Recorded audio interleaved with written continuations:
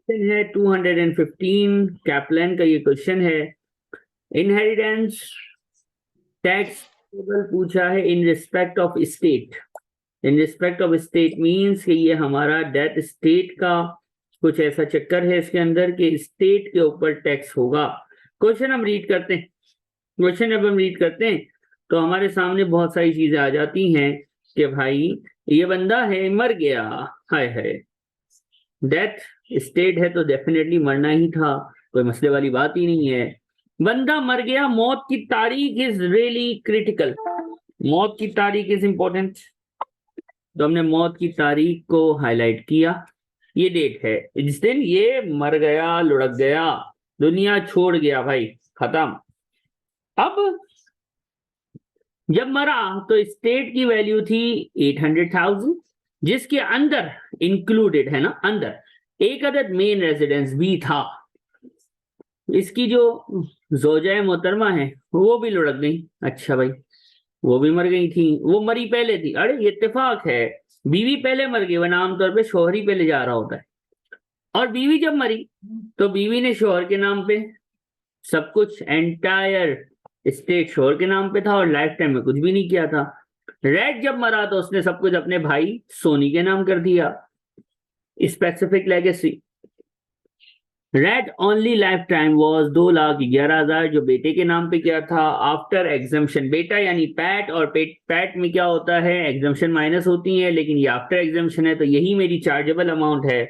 और हमें पता है कि पैट के केस में सीए और जीसीए दोनों क्या होते हैं, चार्जेबल अमाउंट और ग्रॉस चार्जेबल अमाउंट पैट के केस में सेम ही होते हैं, सिर्फ सीएलटी में फर्क होता है, पेएबल कौन पे कर रहा है उसके हिसाब से ये फर्क आता है, हमें ये पता है।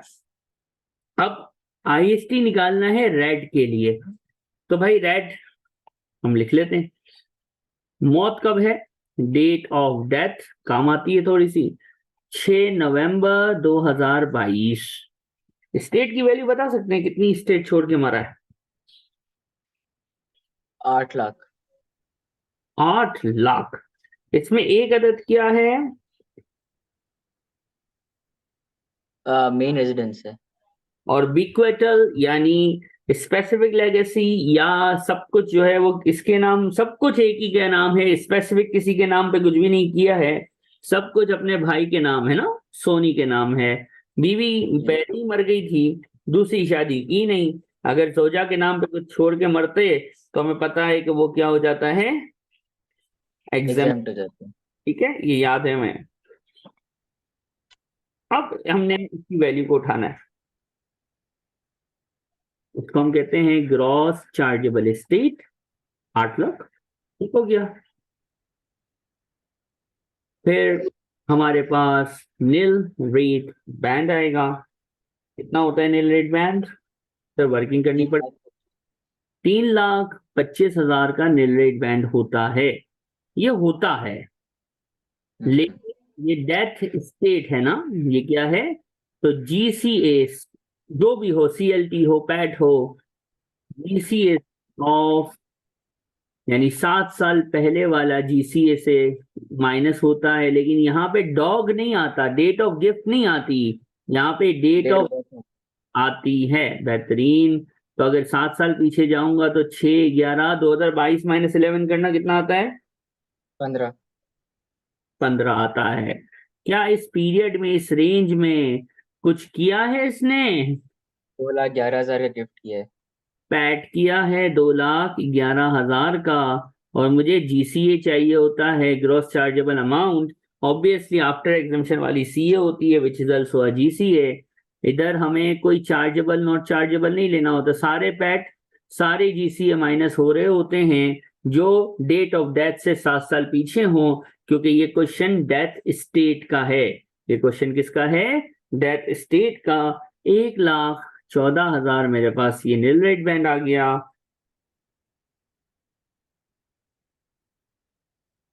ठीक है, इसमें कोई तकलीफ नहीं। ये तो अपना था ना। अब जोजा भी तो मरी है, वाइफ का नील रेट बैंड, क्या वाइफ अपना नील रेट बैंड ट्रांसफर नहीं कर सकती? सर क्वेश्चन ने बोला थोड़ी है, तो बेटा ये मैरिज अलाउंस नहीं है कि बोलेगा तभी करेंगे।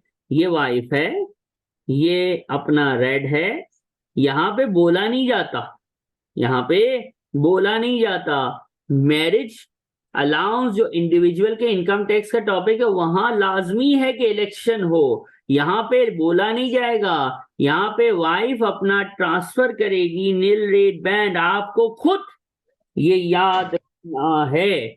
वाइफ ने कुछ भी यूज नहीं किया था, तो 3,25,000 वाइफ का जो है वो भी नील रेट बैंड आ गया।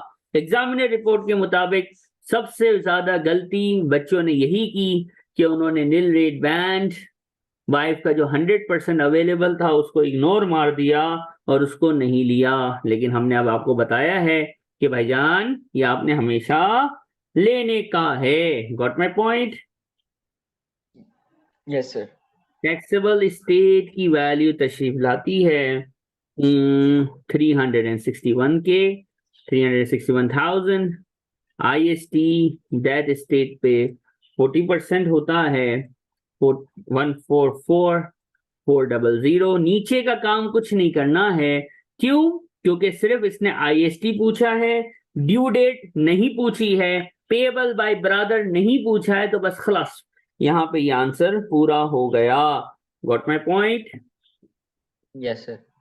ये 4 में से अभी आपको पूरे नहीं मिले हैं, इसका नंबर 2 भी है। नंबर 2 में क्या बोला है? Explain how much answer would be differ if instead of leaving the estate to his brother left all the estate to his son। बच्चे के नाम करके मरता तो क्या होता? तो देखो भाई मैं बता देता हूं। अगर ये विल करता कि सब कुछ बेटे के नाम है तो क्या फर्क पड़ता? सोचो ना, बड़ा आसान आंसर है। आपको याद है रेजिडेंट नील रेट बैंड? जी सर। लोअर ऑफ क्या? घर की 172,000। वैल्यू ऑफ हाउस या लिमिट ऑफ 1,75,000। यहाँ पे घर की वैल्यू है 3,90,000। NRV से ऊपर क्यों नहीं लगाया था? तो बेटा NRV की शराइत याद है, क्या था?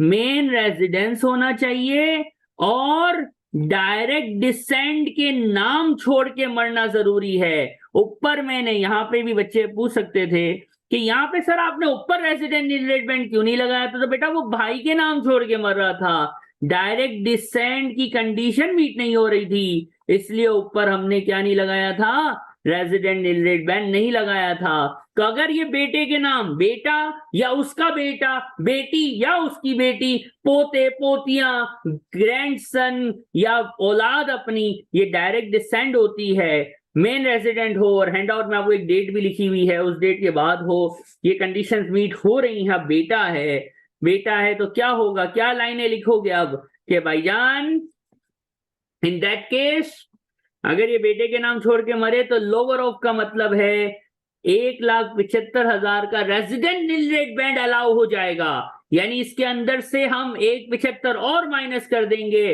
रिजल्टिंग टैक्स सेविंग ऑफ 1,75 कम होगा ना, 1,75 का 40% सेविंग होगी कि नहीं होगी? यहां से 1,75 और कम कर दो, 40% टैक्स बचा लो। राइट और रॉन्ग?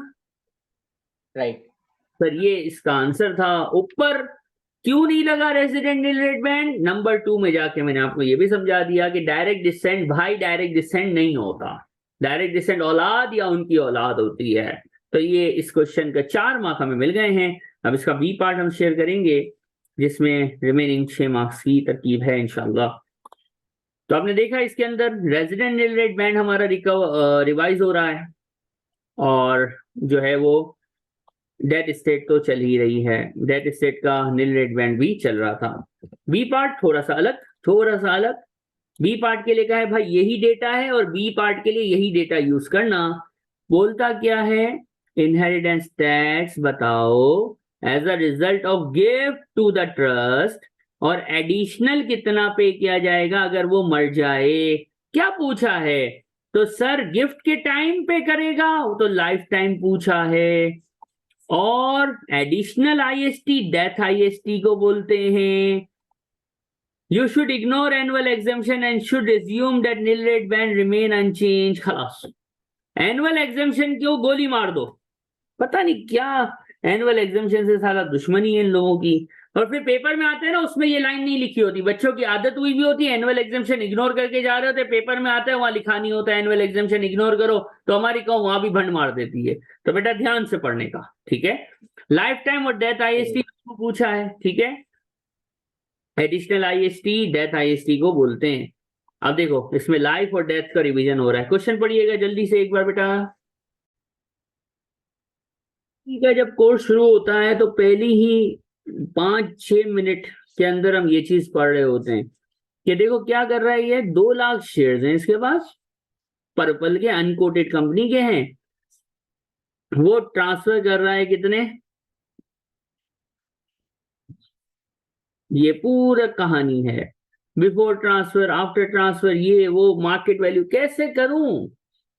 सोचो, जरा सोचिए, जरा नहीं पूरा सोचिए, मुझे बताइए. गिफ्ट कर रहा है 2 लाख शेयर, लेकिन थे कितने इसके पास. बिफोर 3 लाख। ट्रांसफर 3 लाख थे, जो कि कितने परसेंट को रिप्रेजेंट कर रहे थे सर. 5 लाख इशू हुए हुए थे, तो 3 लाख 5 लाख का कितना परसेंट होता है बेटा. Tell me the 0.6 60%. 60%. 60% का रेट है 4 रुपया, तो 3 4 12, 12 लाख. आफ्टर ट्रांसफर क्या रह गया, अब जरा ध्यान से देखना. कितने शेयर ट्रांसफर किए, 2 लाख ना, तो लाख रह गए. लाख 5 लाख का कितना परसेंट होता है, 20%. 20% का रेट क्या है, 2 रुपये. 2 पाउंड. तो ट्रांसफर से पहले 12 लाख की मिल्कियत थी पाउंड्स में, ट्रांसफर के बाद 2 लाख रह गए. तो वैल्यू, ट्रांसफर की वैल्यू, ट्रांसफर ऑफ वैल्यू कितना, 10 लाख. ट्रांसफर ऑफ वैल्यू के बाद हमारा क्वेश्चन चलता है एनुअल एग्जामेशन. 3000 इंटू 2 करते हैं, यहां लिखा 0, क्यों, क्योंकि इग्नोर कर रहे हैं एनुअल. और का बोला है. डेट वेट लिख लेते हैं थोड़ा. 15 जनवरी 2023, मतलब अपना टैक्स ईयर है. कौन सा टैक्स ईयर है, जनवरी 23. देखो 22-23. 22-23.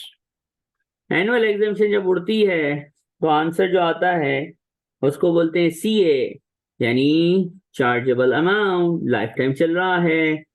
चार्जेबल अमाउंट के बाद ये दिया किसको है भाई, ये देखो किसको दिया है, ट्रस्ट को.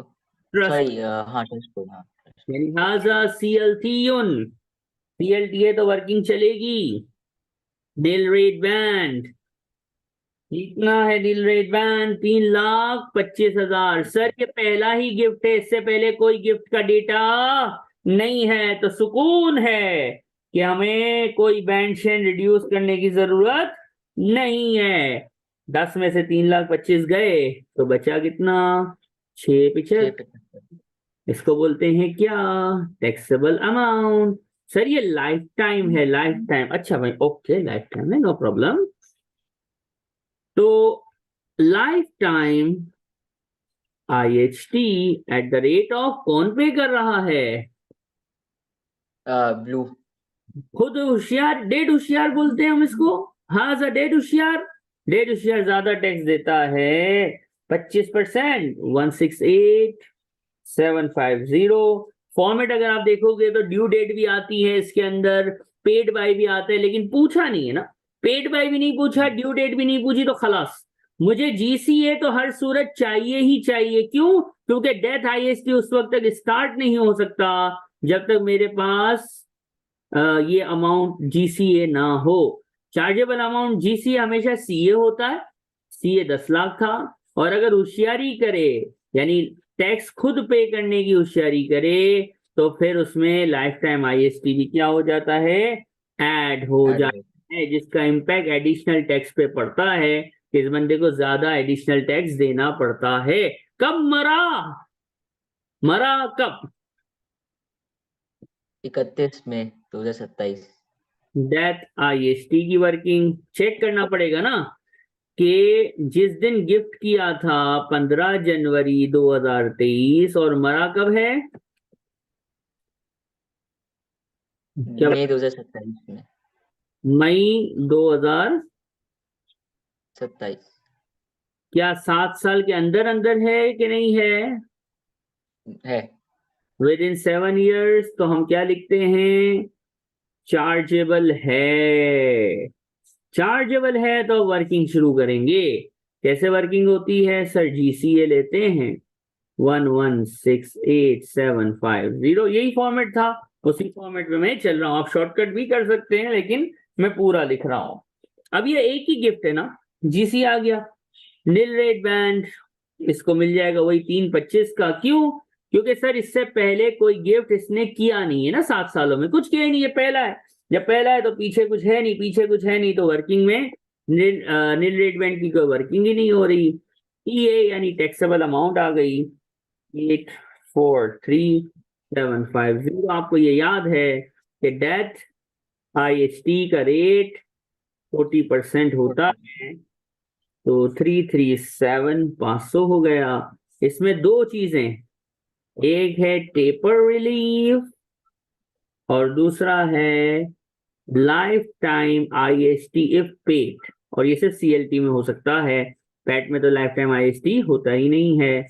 IST पेएबल ऑन डेथ, ये आ जाएगा। पेएबल बाय और paid by, date due date लिखने की जरूरत है नहीं क्योंकि मांगी नहीं गई। इस दिन गिफ्ट किया, इस दिन मरा, तो 2023 जनवरी, तो जनवरी 24 दुनिया में देखी, जनवरी 25 दुनिया में, जनवरी 26 दुनिया में, जनवरी 27 दुनिया में, है 27 वाली जनवरी भी दुनिया में, लेकिन जनवरी 28 कबर में देखी है। तो 4 साल दुनिया में, तो 4 to 5 हो गया। रेट एंड अलाउंसेस का बटन पे क्लिक करेंगे पेपर में तो दिखेगा टेपर रिलीफ का रेट 4 से 5 साल में 40% होता है। Any problems? 4 से 5 साल हो रहा है आपके पास भी कि नहीं?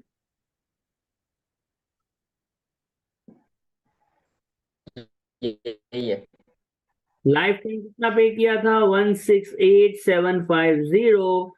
हमें ये पता है यहाँ आंसर नेगेटिव नहीं आ सकता, अगर नेगेटिव आता है तो 0 लिखते हैं, लेकिन यहाँ तो पॉजिटिव आ गया। ये 6 मार्क का क्वेश्चन सर पूरा हो गया, यानी ओवरऑल अगर हम मिलाएं तो ये हमारे पास क्वेश्चन नंबर 215 10 मार्क्स का हो गया है। बार बार मैं अर्ज करता रहता हूँ, पूरा CRQ इनहेरिटेंस से आमतौर पे नहीं आता, टैक्स प्लानिंग से 10 मार्क्स का क्वेश्चन आता है। ये हम कर इसलिए रहे हैं कि MTQ और MCQ इसका ही टुकड़ा होते हैं, इसको तोड़ देता है।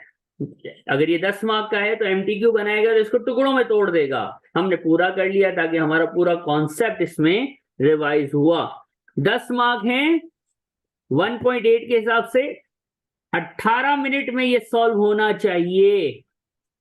हमने 25 मिनट में किया है, लेकिन मैंने समझाया है, तब भी 25 मिनट बहुत अच्छा टाइम है, लेकिन आप जब करेंगे तो 18 मिनट, बस 18 से जब 20 मिनट हो जाएं, बस क्वेश्चन छोड़ो, अगले क्वेश्चन की तरफ बढ़ जाओ। पेपर छूटना नहीं चाहिए, बाद में टाइम बचेगा तो आ जाएंगे इस पे। Got it? ये क्वेश्चन कंप्लीट होता है।